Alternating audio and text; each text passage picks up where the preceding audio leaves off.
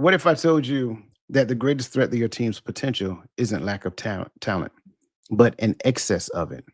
Picture this: a world where every conversation at work, yes, even the awkward ones, becomes a launch pad for breakthroughs, where failures aren't feared but ritualized, where the quietest voice in the room holds the key to your next big innovation.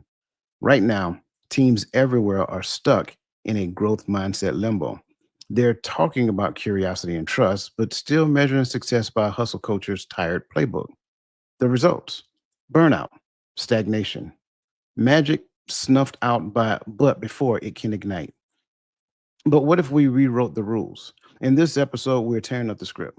We'll expose why even the most well meaning leaders accidentally sabotage growth, how psychological safety's secret weapon isn't comfort, it's conflict, and why imposing restrictions like banning meetings might just unlock a revolution of creativity.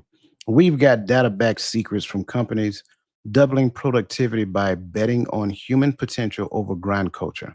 You'll leave with tools to turn friction into fuel, stagnation into rocket fuel, and ordinary teams into legacy building ecosystems.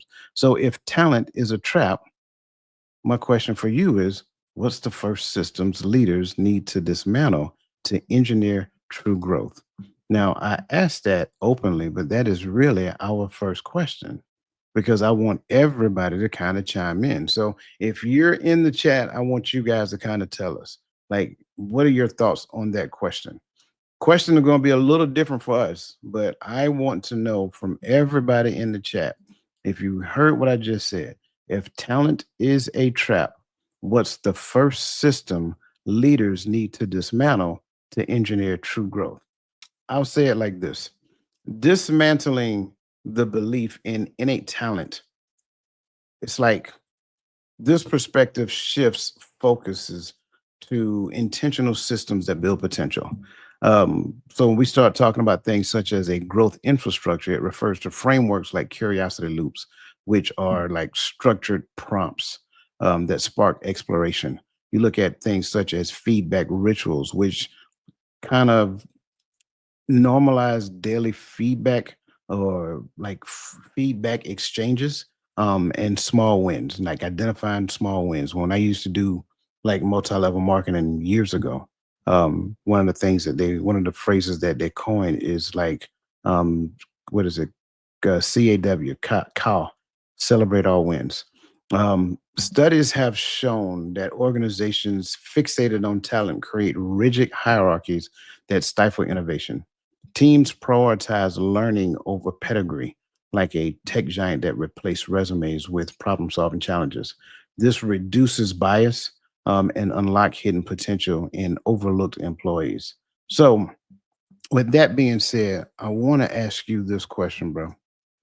What's the first system leaders need to dismantle to engineer true growth in an organization? And it doesn't have to be a Fortune 500 company organization. It can be like Boys and Girls Club organization or a church organization or a work setting organization or a family organization. Well, I won't even inject family in there now, but let's kind of focus on those things. What's the first system leaders need to dismantle to engineer true growth? Um, I guess, this could this is has so many different ways or avenues to approach it. So it's going to kind of depend on what type of system that you're in. So I guess I will speak from an educational system. I'm an educator, so I'm in the education system. And I think one of the things that they need to dismantle, where there's a couple, but I guess one is not necessarily, I guess what I would say is not necessarily focusing so much on test scores, right? Right now, a lot of things are being done because of data, right? And numbers, right? So we have to get X amount percentage of students to graduate each year. So what do we need to do to make sure that these students graduate, right?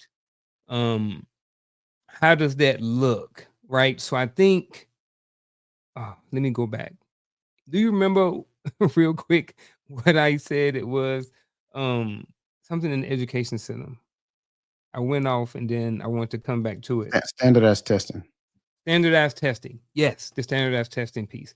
Right. So I think that standardized testing is good, but I don't think that so much of that stuff should be um should be around. So right now, what happens is I think in the education system, the leaders of the schools are kind of bogged down with having to meet certain numbers. We have this test at the beginning of the year. We're going to do one mid-year. We're going to do one end of the year. We're also going to do this test that rates this, and then this test that rates this. And what they're doing is compiling a lot of data, and then they're focusing and they're rearranging and adjusting everything simply, and a lot of times based just off of the um the information that comes along, but they're not necessarily looking at the entire child, right? So if me and coach go in there and we take an end of grade or end of the year test, right, and me and coach both have been getting good grades, we both got A's at the end of the year, right, in the class, but now it's time to take the test. Coach get an A on his and I get an F on mine. Well, why did I get an F and why did he get an A? We both had A's throughout. You know what I mean? So now so much is being played. So now there's something wrong with me. Why is it that he failed, or why is it that he didn't do as good on this thing? And I think what's happening is, and I know it's a big system, but I think leaders need to come together and figure out what's really most important. I think that they have gotten away from looking at the whole child and have been very reliant on tests. And I think that when you become test heavy and data driven, you lose some of what you lose some of the what not necessarily authority, but I think you take away not necessarily power, but I think you take away, yeah, you take away some of the things that probably principals and leaders could do in the school because they're trying to meet certain criteria. Whereas there may be certain natural consequences for things, we're going to bypass those natural consequences because we need to have a certain amount of data, right? So we're going to retest. You know what I mean? If like when we grew up, you got what you got, and it was what it was. But now things are different because they're having to meet these data points. And I think that it's stifling leaders from really being able to really lead the way they want to, because a lot of stuff is tracking data and information. So I just think not necessarily that they need to get rid of or completely dismantle, but I do think that the education system, when it comes to holding leaders so accountable for test scores that come out of their school, I definitely do think that it needs to be revamped. And I think if it's revamped the right way, you empower your leaders in the education system a little bit more. And I think you honestly may get actually better growth from the students. So that's just my personal opinion about the education system. I love it. That was a amazing response. Thank you for that. My response is going to sound very similar. Hmm. Um, I believe when it comes down to it, because if you think about it, one of the common things that tends to happen whenever a new leader takes over an organization and that organization has been struggling, the first thing they tend to do is go in and fire the leadership, Yeah. right? Well, it's a reason why they do that. They don't necessarily talk about this a lot, but the reason why they get rid of the old leadership is because they're literally operating off of like outdated systems, and those outdated systems that I'm talking particularly about is the system that is stuck between their ears. A lot of them are operating off of outdated information, unconscious biases, things of that nature, and so it becomes the leaders ultimately that stifle the growth of the organization, not necessarily the organization that doesn't want to grow. And so when you consider like some of the things that you need to do when it comes down to engineering true growth, like it's like imagine like a person's mental model that prioritizes short-term efficiency over long-term adaptability. And every decision they make will often be rooted in or reflect some sort of bias. And that is an issue because ultimately they struggle. It kind of goes back to what we talked about last week. Ultimately, they struggle because they can't see outside of the things that they already have in their mind. And so, to engineer true growth, what we have to do is number one, either get rid of those biases, which is very difficult to do for people, or get rid of those people who can't get rid of those biases. So, senior leaders have like a philosophy. You hire managers, and I'll say it that way, you hire managers that are capable of doing the job themselves, for starters, but you also have to be willing to fire managers fast as well. So it's not that managers don't work; they have the potential to work because at the end of the day, they can do that job. However, if they don't conform, and I'm saying this using that word conform loosely, if they don't conform to the new change of expansive growth and innovation, then they have to go. And so when you do that, when you take the training wheels off the bike, then you get to do more tricks. And for the lack of better terms. And I think to me, that's like the first system leaders need to dismantle. If you can't let go of your fixed mindset, as a leader, as a senior leader, as a C-suite employee, whatever the case may be, then you got to go. Once we can clear that out, then we can bring in some people who have fresh thoughts, who think outside the box, who are willing to push the envelope, who are willing to challenge assumptions and things of that nature. And once we get into challenging assumptions, now what we're doing is we have a mental checks and balance system that doesn't say, well, we've done it this way for years, which is one of the worst things that we can say when it comes down to leaders. I love your response about standardized testing because I'm totally against it. And I think when you focus on standardized testing, the only thing you're teaching them how to do is to take the test. So you're giving them the ability to work through and solve problems according to what the test scores reflected from last year's. Well, we're not Mhm. not doing good in this particular area, so we need to pick up in this particular area. Therefore, now the curriculum is adjusted to give them more of this so that they can do better in this particular arena. Um, but if a company is struggling to meet their strategic goals, then there is no standardized test. The only thing you have are metrics, and those metrics say you didn't achieve it. So now you Mhm. got to go back to the drawing board and say, what did we did right? What did we do right? What did we do wrong? And then what are the things that we need to change? Well, in the midst of this conversation, now you're starting to unpack this, and you got to go back and look at processes. You got to look at where do we have a single point of failure and all of these different things that come to an equation. So yes, get rid of the So leaders or help them to think outside the box. Go ahead. so is when you speak of metrics, is what we had what was known as the APFT, the Army Physical Fitness Test, was that metrics or was that a standardized test? I think from what you're saying, that's more of a metrics, not a test. Even though it was a test, it seems like based off what you said, it's more of a metrics. And because it's like the standard is already set, right? We're not looking at data and looking at the everybody and saying, okay, well, we're gonna everybody in the company gonna take the APFT and then we're gonna look at that, we're gonna break the numbers down, and then we're gonna determine where we need to work on. You know what I mean? We're not necessarily doing that. Everybody's taking an APFT. This is the metrics. This is Mhm. what you need. You need to have this in order to pass. So is APFT considered more of a metrics based off of that versus a test, No, APFT is definitely a standardized test. It is, standardized yeah, test? it is Okay. definitely that. There is a pass fail in there. Mhm. At the end of the day, when you look at preparing for the APFT, if you go back then, and I'm sorry, just for those people who are listening, APFT it stood for Army Physical Fitness Test. It has changed several times since then, though. Yeah. So in order to pass the APFT, push up, sit ups, and run. So what do organizations do to prepare soldiers to pass the APFT? Push up, sit ups, and run. Real. But the part about that is that you were hurting soldiers in the long run because all you did is push ups, sit ups, and run. And there is more to your musculoskeletal system when it comes down to your flexibility, your ability to do your job, and so forth and so on. So, does the APFT as it was back then, does it really gauge your ability to do your job? No. It was just a Mhm. standardized test that the Army came up with and said, hey, if you can pass this, then you are considered to be in good shape. Yeah. But that's not really true, right? Yeah. That's not really true. So they had to go back and dismantle it and came up with some new things. And so now you got kind of like deadlift, you got leg tuck, you got medicine ball throw, and all types of stuff under this new system.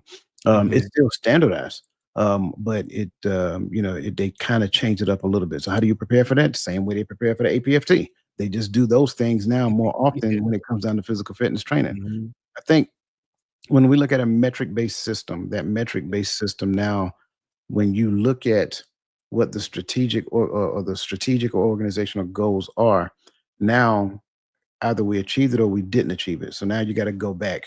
Are we a sales team, or is it an organization that makes profit because of sales? And if it's an organization that makes profits because of sales, let's look and see what our marketing team has been doing. How many times we put this product in front of the eyes of people? How many views were we getting on each advertisement? How many times it went out? And then if we got the numbers out, and according to the numbers, we should have achieved sales. Now we got to look at what worked, what didn't work, and things of that nature. Marketing is kind of like a crapshoot. So that's kind of like why you want to get the best marketing team ever, because it doesn't matter what business that you're in the customer service business. It doesn't really matter.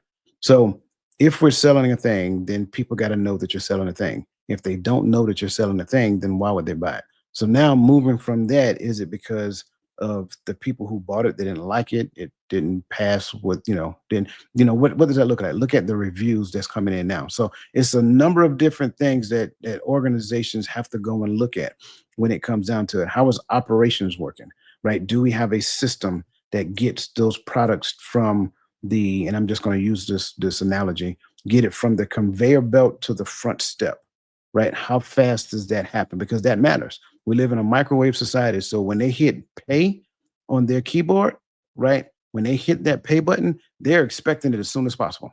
That's one of the things that Amazon did really good at one point in time. They offered the Prime membership, and the benefit for Prime membership is that you can get almost next day delivery. I can Yeah, get it the same day right. where That's I'm at. I got 2 of them. I got one 20 minutes that way and one about 15 minutes the other way. yeah. So I've been at work before, hit that pay button. Mhm. By the time I got home, it was on the porch. Right. I've been at work and hear my ring going off. It's sitting on the porch. So Right. One of the issues now is that people are they're getting a little disappointed because they're not getting their product as fast as they should because they have Prime membership. But it's like Mhm. certain things, like whenever you're looking for a thing, there are a number of them, and you have to select the one that says, that tells you how soon you can get it. Because Mhm. every vendor in Amazon is not an Amazon vendor. So Yep. that becomes problematic. So it's a Mhm. lot in there. It's a lot that Yep. goes into it. Um, Yep. yeah, man. Paying So attention, but you clicking. there you go. There you go. As you guys see, another great conversation is already underway, and we're 20 halfway through the questions. show already. Yep, halfway through the show. We did the same thing last week. We did, man. We did. Hey, it is So what it is. absolutely. So let's kind of like get after this, right? Because I kind Mhm. of gave a great lead in already when it comes down to this.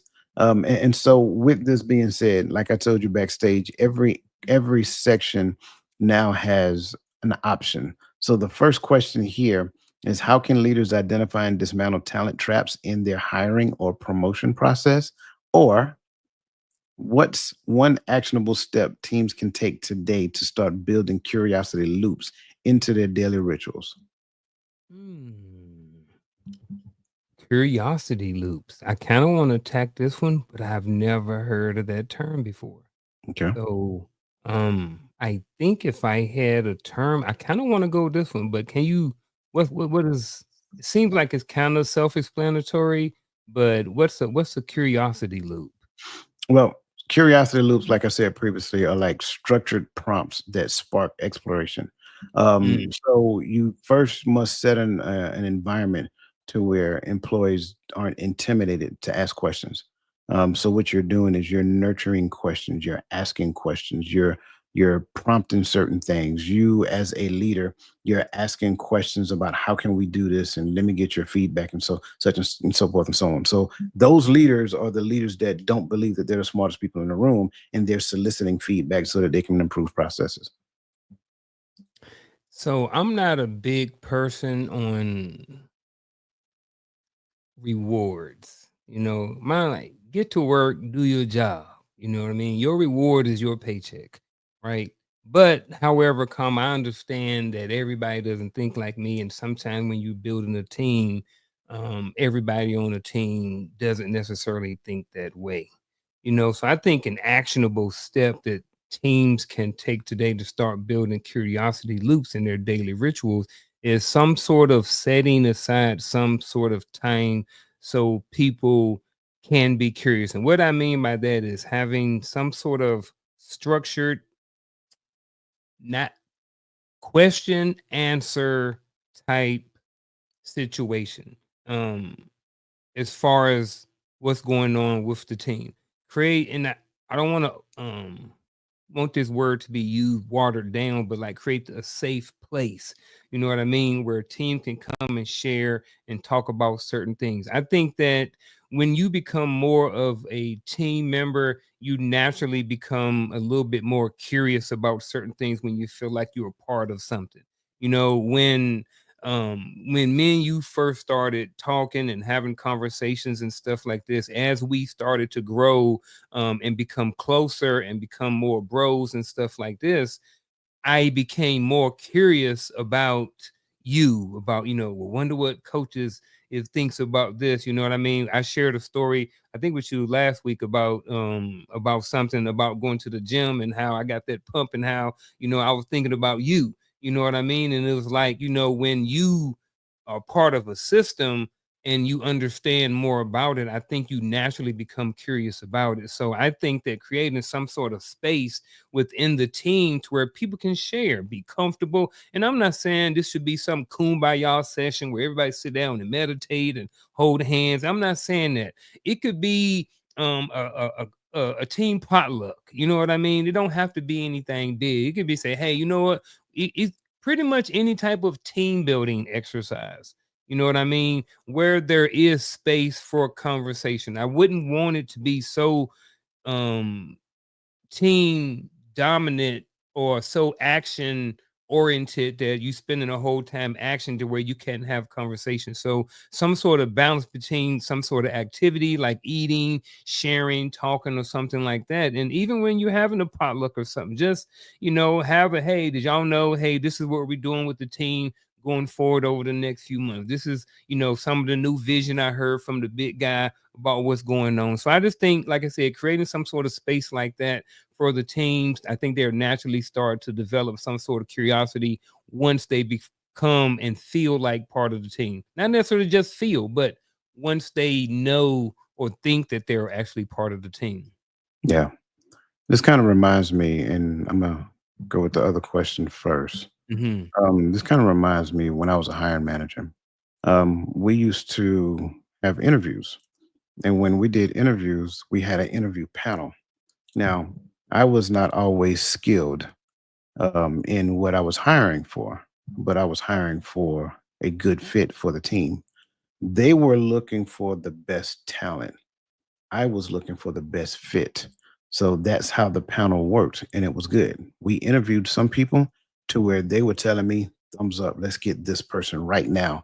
But when I had my questions, I was like, no, no, and no. Because even though that person had all of the qualifications and they were talented, in my opinion, they weren't going to be a good fit for the team. But on the flip side of that, we also hired some people that did not have the best talent, but I thought they would have been an awesome fit for the team. And one bit me. Out of all the people I interviewed and all the people I hired, only one bit me. And then that person was just, it was just wreak havoc. So it wasn't a perfect system, but the system worked very well during that time because most of the people that I hired came in and the ones who had the talent, they were almost like plug and play. And the ones who were the best fit they came in willing to learn. And I would have a conversation with them up front and I'd be straight up with them, just honest. Look, I just want to be honest with you. I know that you are not the perfect fit talent wise. That's okay. I believe you can learn it. And so, with that being said, I want you to go in. I want you to have the best attitude, look to add value. I'm trying to tell you, add value from day one. Always be curious, always ask questions, always figure out how to do things. And then like I said, a majority of them actually did a very good job with doing that. And so I tell that story because I think a lot of times, especially in the hiring process, we look at people and we put them into one or two categories: talent or no talent. So that binary thinking can kind of come back and hurt us in the long run, because like the ones who don't have talent, I mean, well, I won't say the ones who don't have talent, but for the ones we have labeled that have talent, we automatically label the ones that aren't as talented as the other ones as people who don't have talent. And that can be problematic in the long run because that kind of creates a thing in your mind. So when you strip yourself of that, you strip yourself the the blinders, the talent blinders that you have on, then now you can improve your hiring process, but also you can promote under the same concept as well. So do I promote purely based upon talent? I shouldn't, right? I shouldn't. Why don't I promote based upon progress? If I promote based upon progress, now that's something different. So that means that some people may get promoted that may not be the best talented people on the team, but they may be the most people oriented people on the team, and they know how to bring the team together. And so I think that's one thing. Um, when it comes down to these actionable steps, I love what you said, because I think an opportunity opens up, and that opportunity kind of helps me to realize that we can dedicate like 15 minutes. So if we kind of have like these wonder window exercises to where they're like 15 minutes where teams don't share answers, but they just come with questions. And I think if we do that, like if we just have a question session, just asking questions, and then some leader in that room is capturing all of these questions, then that kind of creates opportunity from solving some of the biggest problems that we have in an organization. It's like going back to the John Maxwell book, like good leaders ask great questions. Well, some leaders don't know the questions to ask because they don't solicit the questions from the people who are actually doing the work. So if you have an opportunity to get questions from them, like and tell them straight up, we're not going to try to answer the questions now. During this 15 minutes, all we're doing is asking questions. And these questions can be anything pertaining to processes. These questions could be anything to, when it comes down to research and development, product innovation, all of these things are available. Even the work schedule is available to ask questions about. If you ask those questions and then leaders get together and then come up with answers and solutions for these questions, and then come back to the table later and then show the team that you put forth the effort to answer those questions, I wonder what that would actually do to the team overall. Just my thoughts. Probably help improve it some. I think, in my experience, teams always worked better the more team minded everybody on the team was. I remember back in when I was a young private, our squad, I was engineer first, and we was in Colorado, and we was third platoon, and we was called third herd, and we all took pride in it. We all had, matter of fact, man, what did I do with that knife? I got a knife that I had that's very similar. I don't know, one of them Gerber knife. I just had it up here. I don't know what happened to it, but we all had this one Gerber knife. Everybody in the squad had one. We take it to the field and we pop it out, and they little fake shank things and stuff like this. But we were a good team. We worked hard. We competed. We had fun. Some of us got in trouble, all of those different things, but like you couldn't say nothing bad about third herd. Like you had to mess with all of us. You know what I mean? Like it was me, if they listening, me, West, nah, we was like the main three right there. We was like privates and E4s and stuff like that. So shout out to West and my guys right That's what I'm talking about. It's research shows that psychological safety plays a mediating role there. in learning from past failures. And I think within every person is curiosity, but over the years, that curiosity has been stifled. So, what organizations have to do is find a way to, like, you don't have to create curiosity in the organization. You just have to figure out how to unleash it. Once Mhm. you figure out how to unleash curiosity in the organization, it's an awesome thing, I believe, to have everybody in the organization be curious. So that's just kind of like my thoughts on that. Um, Psychological safety is a dirty little secret. It's not about being nice, and I know that might strike some leaders. You know, it might strike a little shock in them real quick. Um, Mm-hmm. Safety isn't comfort; it's clarity. True psychological safety requires productive friction, conflict designed to challenge ideas, not people. And it's interesting because I remember this is probably a couple of weeks ago, and I said, when it comes down to parenting, I think parents need to do a better job of creating conflict within their children. And what that does is it helps them to get to the point of solving problems. And so when you don't create organized conflicts for them, then what ends up happening is that the world has to do it for them instead. And I think what happens when we do that, not just as parents, but now as organizational leaders, it's when you have like organized conflict or like conflict simulations, and like failure, what's it called, failure postmortems, right?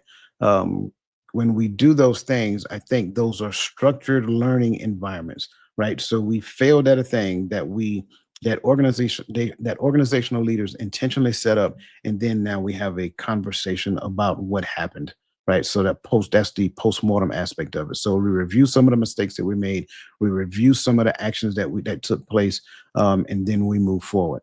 So I think it's important to kind of consider that when we go into this question. Again, option.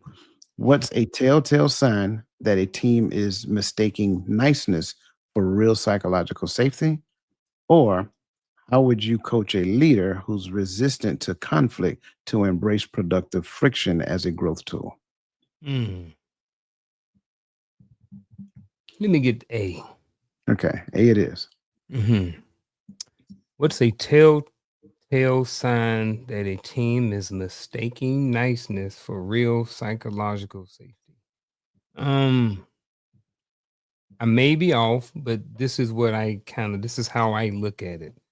When the boss around and the boss is talking about this and talking about that, we like, yeah, yeah, we got it, we're gonna do it, whatever. But then, we all in the meet, me and coach and everybody, and Roland and Gaddy, whatever, Vic, whoever, we all in the meeting, we all in the same company, and we like, and the boss is talking about this and this, and we was like, okay, we in agreement with everything. And then as soon as the meeting over, hey man, coach, man, I ain't about trying to do all this extra stuff, man. I don't know why they talk about we need to be coming in here extra 10 minutes early. I clock in on time. You know what I mean? Or whatever the thing may be. So I think that sometimes when you have, you know, in when you out in the open, everything is cool and stuff like this, and everybody's nice and you're in agreement with everything. And then, you know, behind the scenes, it's a kind of a different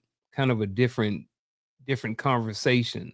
So that's kind of where I want to stop. I don't want Mhm. to make sure I don't want to be wrong or be kind of off and then derail the conversation. So that's kind of in my mind what I was looking at. You are not wrong, sir. I think one of the things that we have to realize is that when you see a team that agrees to everything, Yeah. right, there is constant groupthink. I think what you're seeing is fear in disguise. Mm, And so the other side to that is that when you have a team that questions certain things, when they question assumption, question biases, question processes, things of that nature, I think now that kind of gets after the whole concept of psychological safety. mhm. They feel safe by expressing their disagreements and things of that nature. But when you see a flat team with no depth, and that team is like, "Yep, yep, yep, we're gonna do that. Yeah, we're gonna do that." That's. I don't think that's not a good sign. In retrospect to that, when I have a leader who is resistant to conflict to embrace productive friction as a growth tool, like one of the questions I want to ask them is like, "What's the concern? What concerns do you have about creating conflict and using conflict for growth?" What are your past experiences when it come down to conflict? Their leader may learn something about themselves. Like, what would happen if, in your opinion, what would happen if you were to introduce conflict to the team? Maybe it's that the leader isn't comfortable in their own abilities to manage conflict. Maybe they were never taught the stages of team development. Maybe they have some experience to where they were on a team that had nothing but conflict. So it could be a number of different things under there. But one of the most important things I want the leader to understand is that number one, conflict is not the opposition to progress. Conflict is the catalyst to progress. And so if you have structured conflict within the team, you can kind of usher the team to growth and they can learn from the conflict that they have experienced. Good. Mhm. Yeah. I mean, I just think we overall we both did, I think that was both was good. You know, you kinda Mhm. confirmed, that I was on glide path with that information and stuff Yeah, like man. that. So, I just took the time to when you were speaking to listen, you know what I mean? Yeah. And not and not be looking for a response because you know when you're doing a podcast you're doing both. You True. have to listen, you know what I mean, and you want to listen to make sure you gather the information so you can come back with with a great response or a response, you Mhm. know. And sometimes what happens is, you know, we get fixed on, I'm like listening and I'm like, oh man, I've just been listening, you know. Sometimes I just like listening, you know. Yeah. And I think the good thing about us, you know, the good thing about having your own, you know what I mean, is that Mhm. you can adjust. You Yeah. know what I mean? Yeah. So we both learn up here at the same time. And I think sometimes I just listen. You know, I value, you know, the words that come out of your mouth and stuff like that. So sometimes I just get stuck. You know, I ain't the chat. I don't just get to sit and listen and Yeah. Yeah. absorb Yeah. and Yeah. listen all the time. So sometimes I find myself just listening. No, you're good. You're good. And I appreciate you saying that. Mhm. So that brings up a scenario. Uh-oh, scenario. And yeah, man. And I think this scenario is a good one. So, at a mid-sized marketing firm, team discussions are polite but surface level. Employees rarely challenge ideas in meetings, and the CEO notices that decisions are often made by a vocal few. After a project failure, surveys reveal junior staff withheld critical feedback due to fear of backlash. So, that being said, my question to you, fine sir, is what strategy best embodies productive friction to transform this dynamic? A, ban criticism to maintain harmony. B, host anonymous feedback surveys quarterly. C, run weekly red team versus blue team debates on key proposals. Or D, privately reward those who agree with leadership. D. No, I'm just playing. No. Hey man, coach, man, appreciate you. Here you go, man. You get more off. What was A and B again? Okay, A was I read off for them again. Mhm. Ban A is ban criticism to maintain harmony. B, host anonymous feedback surveys quarterly. C, run weekly red team versus blue team debates on key proposals. Or D, privately reward those who agree with leadership. Based off the choices, I'm probably gonna go with B. I don't think we should be banned in criticism at all. So I'm gonna go with B for right now. Okay. Um, I can see how B is a good one. And you can actually use B, but I would definitely do C. And C is run weekly red team versus blue team debates on key points. And this kind of aligns with everything we was just talking about because structured conflict, which is productive friction, normalizes dissent within personal attacks. Anonymous Mhm. surveys, it's I do like the anonymous surveys, but that being Mhm. said, you can also avoid discomfort when it comes down to it. And Yeah. so the anonymous so the anonymity of the survey does not kind of help people bond with the team. They can Yeah. just answer questions like you remember, kind of like we did in the army. Command climate surveys. Like Mhm. anybody know who answering what. We can say whatever we want to say. Yeah. Some of that feedback is good, and some of that feedback is not good. Yeah. Some 'Cause people some just people just ranting. The yeah. only thing about that was when you're talking debate, Mhm. when I look at debate, that means someone's trying to win. Mm, So I don't know if having debates, red versus blue, you know what I'm saying? You starting to see where I'm getting at? I do. What's going to I now depend on where we at. Now, Mhm. if we're in the military, I'm all for it because I'm coming and I'm bringing the smoke, and I know your blue team, you coming to bring the smoke too. So Right. I think in those situations it'd probably be good. But as an educator, I'm trying to look at the red versus blue debate and see how that's going to go. Who's organizing and managing and running this debate? Yeah. Because I can see how a debate in education could get real out of hand. So I guess for me to kind of understand why red versus blue debates are good, I kind of need to see what that looks like. What does Yeah. a red versus blue debate look like? So we have a very interesting perspective of debates because debates aren't Mhm, done properly, right? mhm, When we generally do a red versus blue, it's generally because we're testing a thing to see how efficient it is. So it's not, as we've seen on TV, it's not these two people going at one another. okay. It's these two people testing a thing to see if it can stand up to the rigors of the challenges that the other team put in. So Mm, red team generally becomes the one that tests it, blue team becomes the one that works it, right? So if we're, and I don't know, let's just say we're testing, something about Coach's Corner, mhm, and I'm the blue team and you're the red team. You're just coming in opposition with every problem that you can consider that will actually cause friction to the efficient manner of Coach's Corner. mm. It's not that you're Okay, attacking me. And okay, so generally there's somebody who referees it as well, somebody who oversees it and things of that nature. That's the effectiveness of the debate.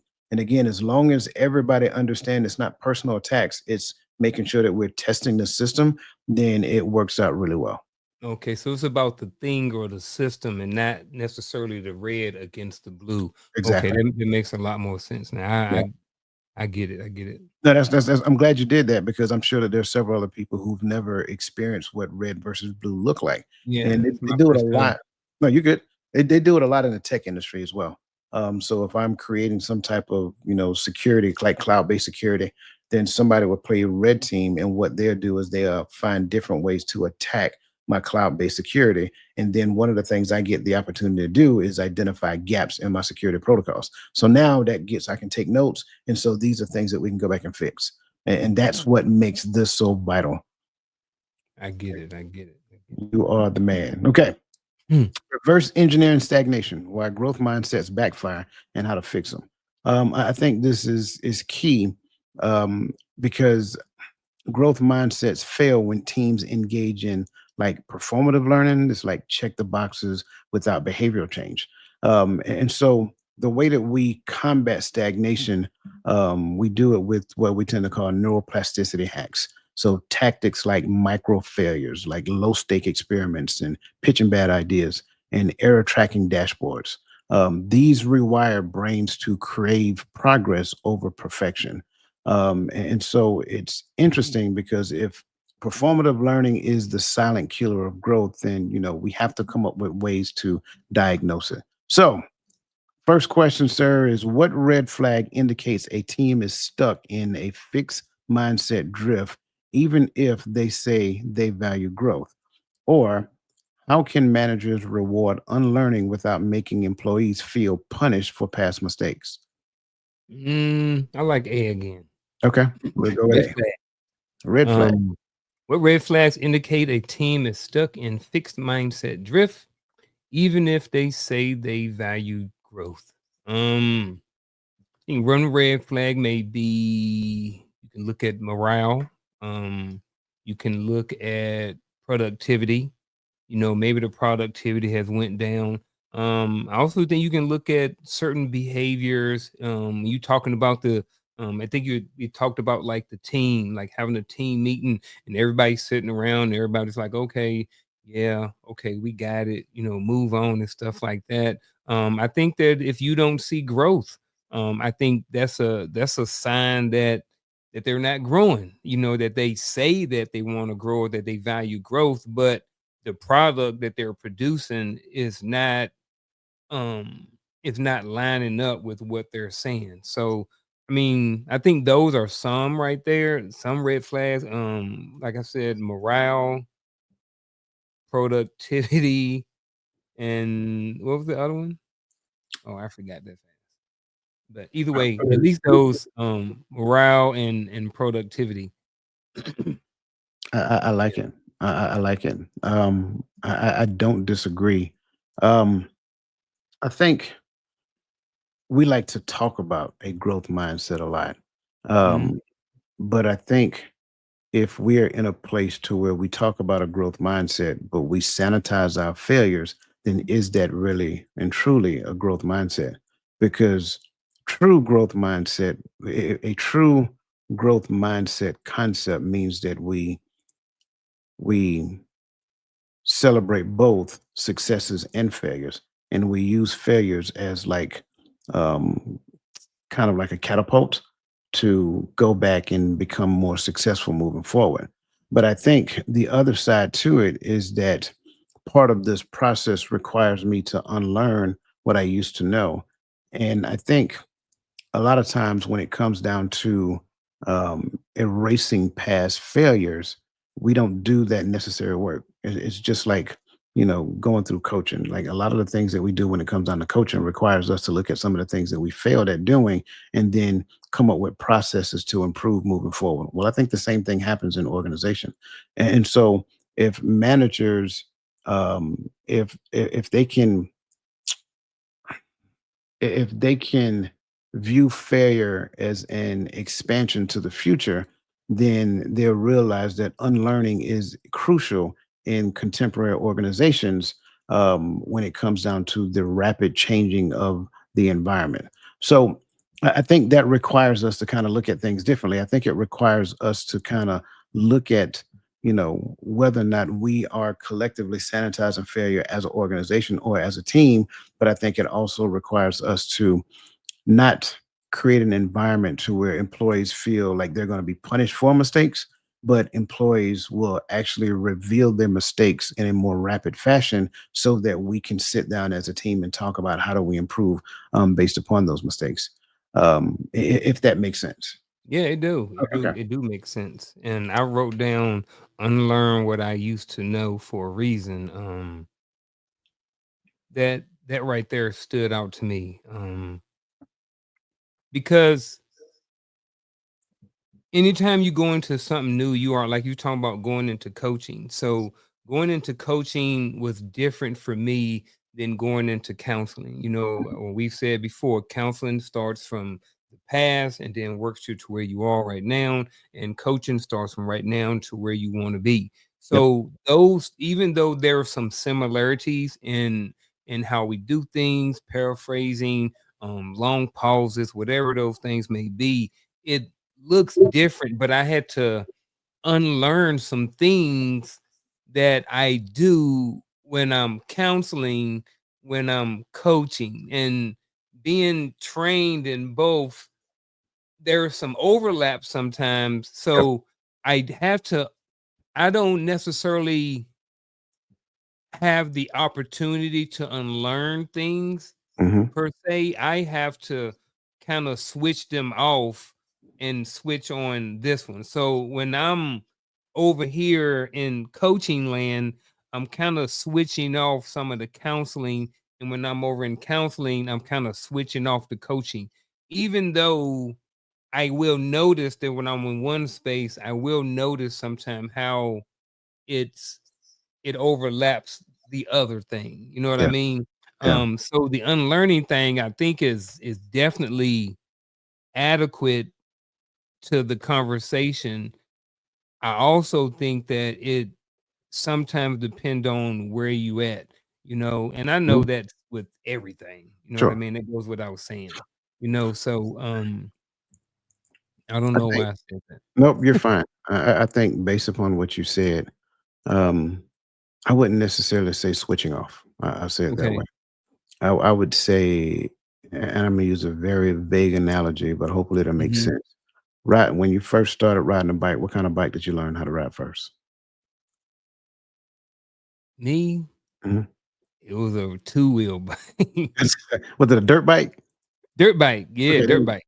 Right. So I think everybody starts off on a dirt bike because Mhm, it's kind of lower to the ground and it mhm, kind of gives you more control over it. But then when I first learned how to ride a 10 speed, I couldn't ride a 10-speed like I ride a dirt bike, at least not yet. Yeah. I had to learn how to, I had to learn the functionality of the 10-speed first. And so just being transparent, the first time I rode a 10-speed, I ran into a house because Mhm. I was trying to figure this out and do these little gear shifting things at the same time. And I look up and the house just happened to be right here. Mhm. Um, With no and foot brake on the 10 speed back then. exactly. And that's what I Yeah. was trying to do. I was trying to, yeah. So that was part of the functionality. So it's not like I ever had to unlearn how to ride a dirt bike to learn how to ride a 10 speed. I had Mhm. to learn how to ride a 10 speed and then identify which environment that I'm in so that I can so I can know which skill set to use. And I think that's Mm. the same thing when it comes down to counseling versus coaching, right? Mhm. You can still be a great counselor, but then recognize that you're in a coaching environment and use the coaching skills, but never have to unlearn the counseling skills, right? Mhm. So it kind of goes along with what you're saying, but it's not really turning it off. It's just more Mhm. so recognizing the environment and what skills I need to present at that particular point in time. Mm. And here's the other side to it. When we do it right, I'll say it this way. When we do it right, my counselor is still in the background. The coach is in the foreground. There's something that the counselor can say to the coach to make the coach a better coach in that moment that may say, hey, you know what? Coaching may not necessarily be for you right now. You might need to go to counseling simply because what you're looking to do is ruminate and continue to talk about the past to where in a coaching environment, we talk about where you are right now based upon where you want to go. And so Mhm. that's the thing. Some coaches don't know that they need to refer them back to counseling. So Yeah. that's the thing I just want to share. Change of gears. Change your gears. True, True, false. false. Let's do it. Organizations that prioritize learnability over pedigree and hiring consistently lag behind competitors in innovation speed. I ask it again. Organizations that prioritize learnability over pedigree and hiring consistently lag behind competitors in innovation speed. True or false? I'm gonna say false. And I like that word learnability. I think it may be Mhm. the first time I saw that word. I like it. Yes, sir. You are absolutely right. Surveys revealed that teams prioritize learnability over traditional pedigree. They saw 2 to 3 times faster innovation cycles as they tap into overlooked talent and reduce biases. Very good, sir. Very good. All right. We're going to jump back up to from hustle to harmony, redefining productivity in human first culture. I love that. Mhm. Restriction breeding creativity means imposing constraints, like no meeting Fridays, to force innovative problem solving. Limitations become catalysts, as seen in companies that cap project timelines to spark ingenuity. So we're looking at shifting from KPIs. What is it? Knowledge performance. Yeah, knowledge. I think it's knowledge performance indicators. Um, KPIs from hours worked to learning velocity, time to master new skills, and idea cross pollination through collaborating across departments. And so teams track energy levels, report 40% higher retention. So I think all of that is important. So now you get 3 options. You can do Three. question one. Yes, sir. Mhm. How do you introduce restriction breeding creativity like no meeting Fridays without teams feeling micromanaged? Two, what's a counterintuitive indicator of learning velocity that most companies overlook when assessing progress? Or you get the scenario. A design agency struggles with burnout and stale ideas. Leadership wants to prioritize creativity but fears productivity loss. Current metrics, current metrics prize hours logged over outcomes. And the question for that would be what policy best aligns with restriction breeding activity? And then I give you the options if you choose that one. Um, I'm gonna go with A. Go with A. Back All to right. A. Yep. A is how do you introduce restriction breeding creativity like no meeting Fridays without teams feeling micromanaged? Don't micromanage. Jeez, it's that simple. You know what I mean? um, that's the simple, quick, fast answer is don't micromanage. When you input something, then you input it and you let it be. You know, it's nothing worse than inputting something and then and I understand putting restrictions and putting barriers on certain things. I definitely understand that, you know. But at the same time, man, if you implementing it and you introducing it, then you got to let it be. You can't micromanage people. People, I think that's one of the worst things that you can do in the organization is micromanage. Is no adult wants to be constantly looking over their shoulder. Like my thing is, if you give me a task to do, let me do my task. When I'm done, I'll report back if that's what you want, or you can come back and look at it if you need to. But at some point, I think I should be able to prove myself to you that I don't need to be micromanaged anymore. You Yeah. know, so my thing is at the end of the day, to keep it short and sweet and simple, don't micromanage. Yeah. I agree with you. I think the problem or the concern here is that when we are accustomed to a thing being in play, there's a little anxiety when the organization say this is not going to be. And so what do we do at that time? Like, do you like give them the liberty to be creative in that time frame? Like offer, just kind of like offer them incentives when it comes down to it. We're not doing meetings on Fridays because I want you like Fridays you're motivated because this is your last day of the work week. I get to get off on the weekend. So no meeting Friday is kind of like let's not turn Fridays into a drag. Let's turn Fridays into like innovative sessions. So you kind of reward their innovative practices that they use when it comes Mm-hmm. down to it.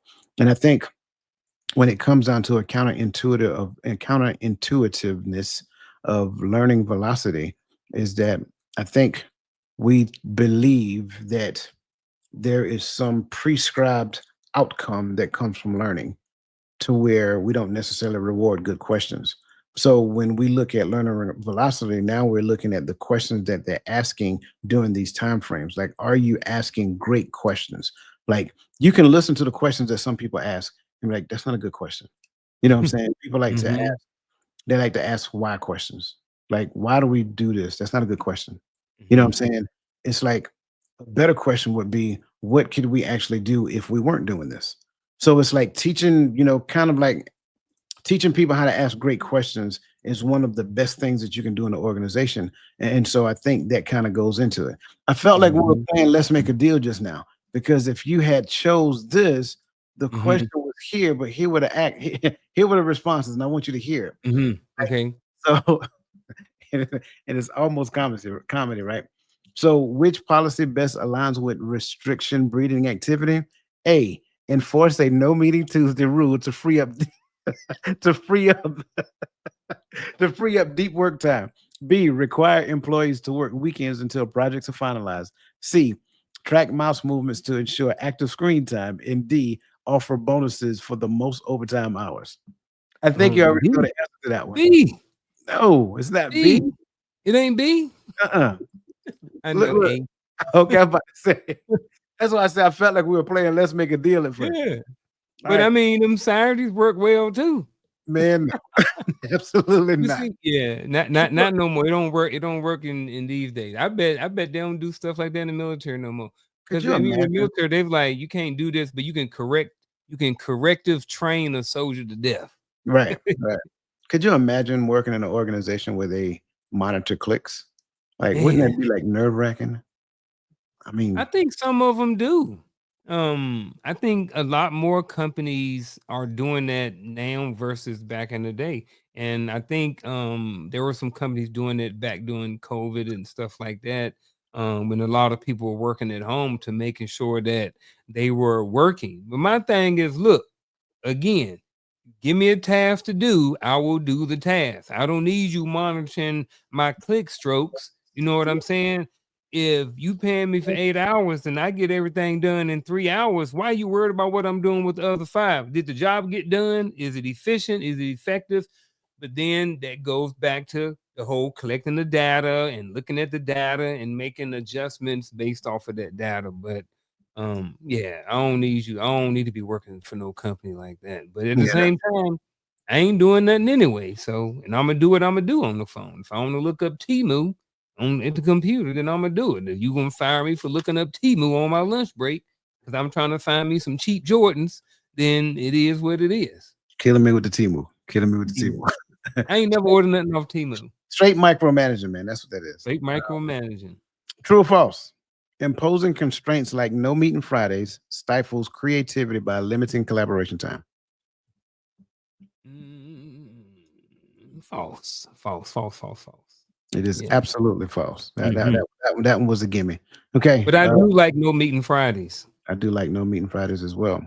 I I think do. that's one of the worst days to have a meeting because everybody's ready to go home, especially if you have it in the evening. Yeah. Hey man, 1500, we having a meeting. Bro, no, no, no, no, no. Because everybody's ready to check out in an hour. So Absolutely. the worst time to have it. I think we meet too much, to be honest with you. I agree. But hey, everybody don't need to be in the meeting. So I think we need to regulate the meetings that we have and then regulate the target audience for the meetings. Just my Yes, thoughts. Okay. absolutely. Last point, the silent language of growth. 3 unspoken signals that outperform motivational speeches. Growth is not, or I'm sorry, growth is silently reinforced through nonverbal ecosystems. Rituals like temperature checks or failure celebrations can kind of help organizations understand where they are within the growth of things.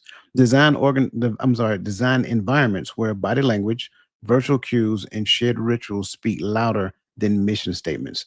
Neuroscience reveals mirror neutrons sync faster in trust-driven teams, creating organic accountability. A remote team's 300% engagement surge came from virtual high fives for honest mistakes, proof that culture is built in whispers, not speeches. So, that being said, again, options. What's one subtle nonverbal rituals teams can adapt tomorrow to start signaling safety and growth? Or how do you translate mirror neuron alignment into remote or hybrid work environments where body language is less visible? I'm gonna go with A again. All right. So for this one, this may not apply to most people listening here. This is just shout out to my teachers. All right. So I saw this a couple of years ago. I don't know if on TikTok or some social media, and I saw it.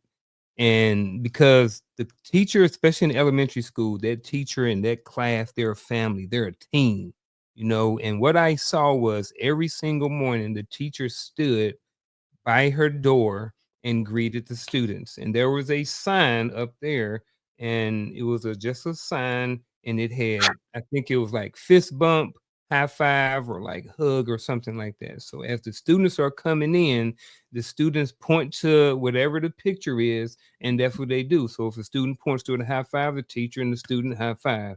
The student points to a fist bump, then they fist bump. So I think that is something. Now, how that translates over into your home or to your job, I don't know, but I think we have a smart enough chat or we have a smart enough audience that can probably figure out something similar that would work in the home and or the workplace. So for some reason I went straight to trying to help out the teachers with this one, but I just think that, like I said, I think that some sort of I don't know.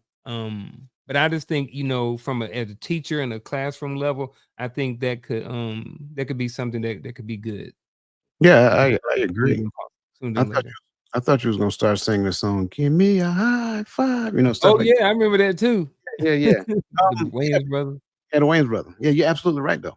But you can do the same thing at home. Like you said, you don't know how that translates. You can do it in the Hmm. home. You can give your kids high fives, right? Yeah. For the awesome job that they did if they took initiative to doing a thing or something of Hmm. that. And I agree wholeheartedly. I think this also translates well into a um a virtual environment as well, right? I know it's easier for a lot of people to have their cameras off, right? Because they can multitask, do all kind of other things behind cameras. But Hmm. having your cameras on is a positive thing for the organization and a positive thing for the team. So if we have our cameras on and you can see body languages and things of that nature, you can see eye contact. You can ask for virtual thumbs up, so forth and so on. Like get them involved into the conversation. It is harder to do in a virtual environment, but if they have some type of do out and have like moments where they're supposed to speak doing it as well, that kind of helps. So I think in an environment where body language is less visible, we can make it more visible by turning the camera on and, Mhm. and get them involved, make them a part of the process. That way now they're integrated and so forth and so on. And I think when you do stuff like that, they feel like they're a part of the team.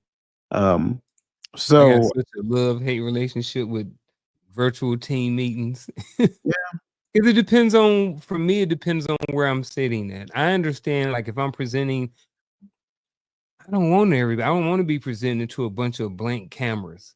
You know what I mean? If it's 50 people in there, you got 2 people with their camera on, it's like, so but at the same time, when I'm on the other end and I'm in some training that the county made me do that I don't wanna be in there, I'm listening, but it's an opportunity for me to get some work done. So my camera is off, I'm not engaged and I'm over here getting work done. yeah. So I definitely have a love-hate relationships with virtual meetings. So I try to go in person as much as possible.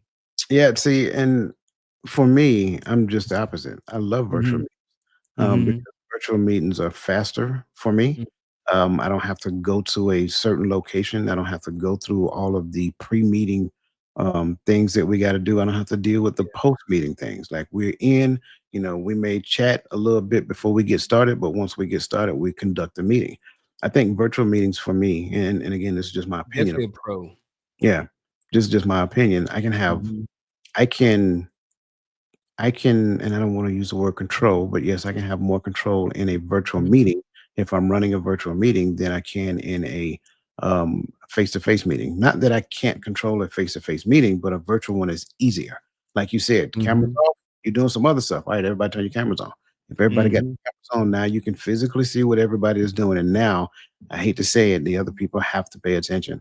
Well, Mhm. you get paid to pay attention, so pay attention. Like there's Yeah. nothing wrong, right? Don't get mad at Yeah. me because I'm setting a condition to ensure that you're doing your job. That's kind of like what Mhm, it is. And here's the other part to it. Like we're having this meeting because I want your feedback. So why not give me your feedback while you have a captive audience? That way, when it's your turn to speak, everybody's cameras on and you know that everybody's paying attention to you while you're listening. So I think mhm. for me, it's a lot of pros when it comes down to meetings. Now, I'm not saying I dislike face-to-face meetings, but if you give me the option, virtual all day long.